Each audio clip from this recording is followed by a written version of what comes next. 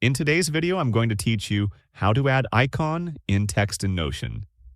Welcome back, and thank you so much for being here. In this tutorial, I will walk you through a simple yet powerful way to add real icons directly into your text blocks in Notion. These are not emojis.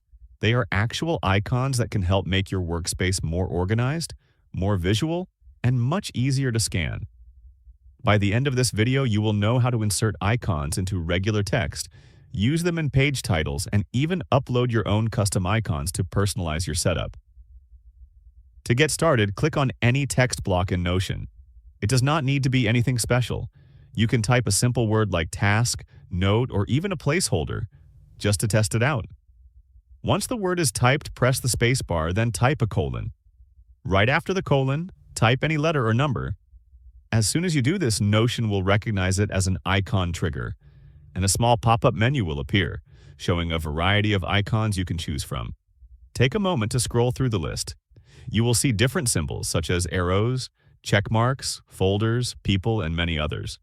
Choose an icon that best represents the content of your text. This shortcut works like a built-in icon picker, allowing you to visually label information without breaking your workflow. If the icons do not appear right away, do not worry. Simply try typing the colon again and give Notion a second to recognize the command. This method works not only in basic text blocks but also in more complex layouts throughout your pages. You can use it consistently to create visual patterns that make your workspace easier to navigate and easier to understand. Over time, these visual cues help you scan information faster and stay more organized. Now, if the default icons are not exactly what you're looking for, Notion also lets you upload your own.